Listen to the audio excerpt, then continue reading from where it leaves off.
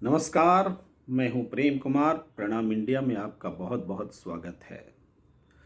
प्रवीण तोगड़िया का नाम आपने सुन रखा होगा। जब से नरेंद्र मोदी जी की सरकार आई उसके बाद से प्रवीण तोगड़िया परिदृश्य से गायब हो गए, दिखे नहीं। और कभी दिखे भी थे तो रोते हुए नजर आए थे। मोदी की सरकार से जान को खतरा है ऐसा कहते हुए नजर आए थे। ये वही प्रवीण तोगड़िया हैं ये जो अयोध्या मसले पर विस्फोटक बयान देने के लिए जाने जाते थे। ये वही प्रवीण तोगड़िया हैं जिन्होंने गुजरात में नरेंद्र मोदी पर आरोप लगाए थे कि सबसे ज़्यादा मंदिर तोड़ने का काम नरेंद्र मोदी ने किया है और वो उनकी तुलना औरंगजेब से भी करते थे। यानी एक अजीब किस्म के कैरेक्टर रहे हैं प्रवीण तोगड़िया। हिंदुत्व के ब्रांड एम्बेसडर भी रहे हैं, कथित हिंदुत्व के।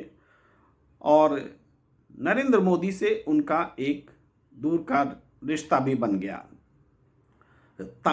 एक तरह से रार और तकरार का रिश्ता बन गया। मैं क्यों प्रवीण तोगड़िया को याद कर रहा हूं?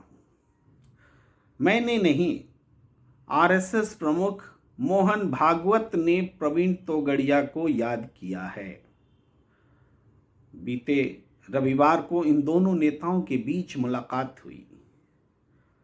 मुलाकात होने की वजह इन 10 सालों में तो प्रवीण तोगड़िया के मुद्दों पर कभी मोहन भागवत ने ध्यान नहीं दिया।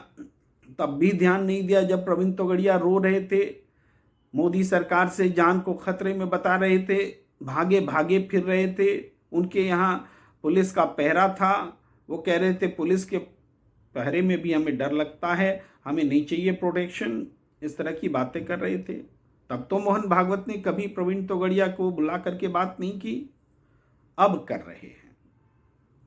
क्या मोहन भागवत और नरेंद्र मोदी अमित शाह की जो सरकार है, इनके बीच, और खुलकर बोले तो मोदी और भागवत के बीच जो कभी 36 का रिश्ता दिखता है, कभी 63 का वो नजर आने लगता है, ये क्या है? इससे 3 बातें साफ तौर पर निकलती हैं। एक ये कि इनके बीच दिखावटी झगड़ा होता है, वास्तव में ये एक दूसरे से मिले होते हैं। दूसरी बात यह है कि मौका देखकर दोनों ही एक दूसरे पर हावी होने की कोशिश करते हैं। कभी मोदी शाह की बीजेपी और उसके अध्यक्ष जेपी नड्डा कहते हैं कि हमें आरएसएस की ज़रूरत नहीं है, वो भी बीच चुनाव के दौरान, लोकसभा चुनाव से पहले। और कभी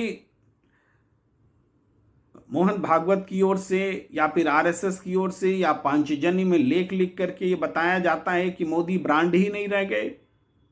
और जब हरियाणा चुनाव के ठीक बाद ऐसा लगता है, आरएसएस को ऐसा लगता है या ऐसा लगा कि मोदी शाह की लोकप्रियता बरकरार है, हरियाणा में तो चुनाव जीत गए, तो वो फिर ऐसी भाषा बोलने लगते हैं मानो मोदी शाह का डायरेक्शन लेकर के ही मोहन भागवत चल रहे हूँ, मानो नागपुर से दिल्ली न चल रहा हो, दिल्ली से नागपुर चल रहा हो।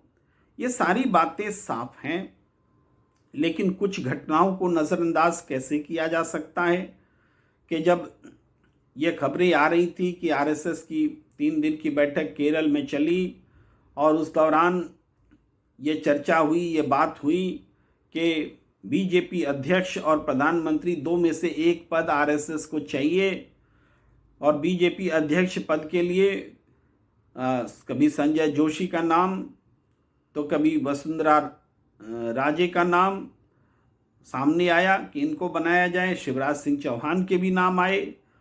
लेकिन ये सारी चीज़ें तब शायद और आवाज़ बुलंद होती जब हरियाणा का चुनाव बीजेपी हार जाती। यही हरियाणा के चुनाव का महत्व था कि संगठन के भीतर बीजेपी में मोदी शाह के खिलाफ जो आवाज़ उठ रही थी, उस आवाज़ को ख़त्म करने का काम हरियाणा के चुनाव नतीजों ने किया है। कम से कम रोक तो लगाया ही है। लेकिन क्या मोहन भागवत ने वो प्रयास छोड़ दिए? वो कोशिश छोड़ दी जो हरियाणा चुनाव से पहले वो करते दिख रहे थे? ऐसा लगता नहीं है। प्रवीण भाई तोगड़िया कोई छोटा मोटा नाम नहीं थे, हिंदुत्व का चेहरा थे, ब्रांड एम्बेसडर थे और नफरती भाषा बोलने के लिए जाने जाते थे। आज जो नफरती भाषा बोली जा रही है उसके भीष्म पितामह कह लीजिए प्रवीण तोगड़िया को, लेकिन इन प्रवीण तोगड़िया का बीते 10 साल में इस्तेमाल नहीं हुआ। वो अलग थलग कर दिए गए। वो उस कड़ी का हिस्सा है जिसने भी मोदी के रास्ते में टांग अड़ाने की कोशिश की। जो कोई भी मोदी के आधिपत्य को चुनौती देते हुए दिखा वो फिर रास्ते से हट गया, हटा दिया गया, मिट गया, मिटा दिया गया। ये जो हालात है उसी में प्रवीण तोगड़िया का क्षमा कीजिए, प्रवीण तोगड़िया का भी नाम सामने आता है। प्रवीण तोगड़िया के साथ मोहन भागवत की मुलाकात क्यों हुई? क्या एक बार फिर से प्रवीण तोगड़िया को वो सामने लाना चाहते हैं? और जो खबर है उसके मुताबिक दोनों ने यूनाइट होकर के हिंदुत्व की हिफाजत के लिए संघर्ष करने की घोषणा की है। दोनों ने घोषणा नहीं की है लेकिन सहमति बनी है। ये घोषणा तो प्रवीण तोगड़िया करते हैं, मोहन भागवत नहीं करते। लेकिन एक होने का मतलब क्या है? पहले अलग थे, अब एक हो गए। एक हुए तो किसके खिलाफ एक हुए, ये महत्वपूर्ण होता है। कोई भी दो व्यक्ति एक होता है तो किसी के खिलाफ ही एक होता है। एक दूसरे के लिए एक होते हुए आमतौर पर ये परिपाटी नहीं रही है। तो ये मोहन भागवत और प्रवीण तोगड़िया जो एक हुए हैं और हिंदुत्व के लिए एक हुए, तो हिंदुत्व का खतरा कौन है, किसके लिए एक हुए? मोहन भागवत और मोदी का एक होना काफी नहीं था क्या कि मोहन भागवत और प्रवीण तोगड़िया एक हो रहे हैं? ये बड़ा प्रश्न है।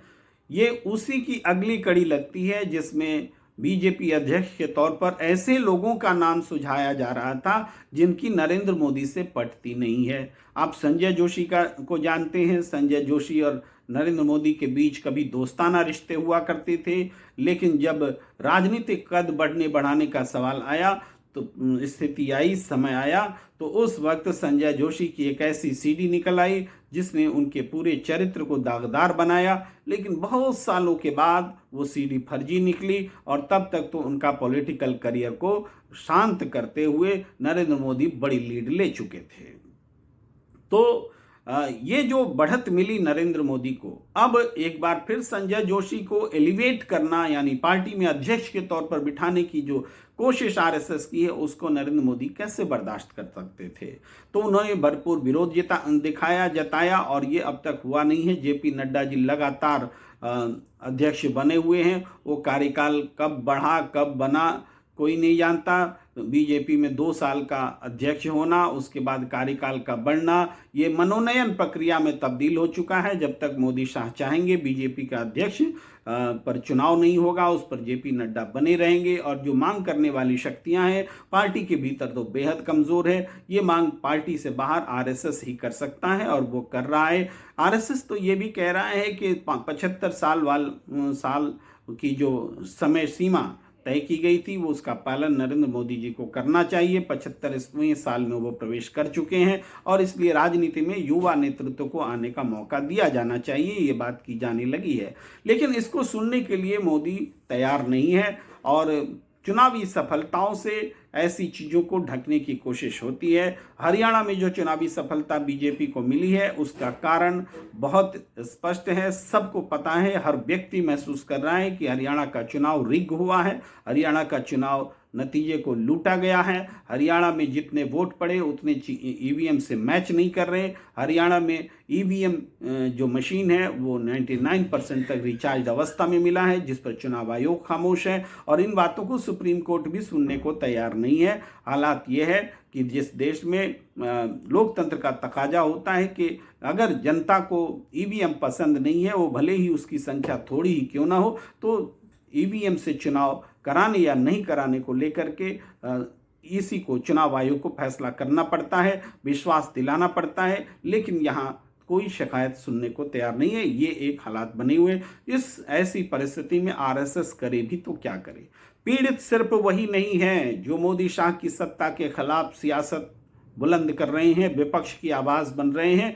पीड़ित स्वयं मोदी सरकार के साथ जुड़ा हुआ आरएसएस भी है, मोदी सरकार से जुड़े हुए उसके नेता भी हैं, जिनको जब चाहे दरकिनार कर दिया गया, जब चाहे किसी को भी उठाकर उनके ऊपर बिठा दिया गया। डेमोक्रेसी को पार्टी के भीतर दो व्यक्तियों का गुलाम बनाकर रख दिया गया।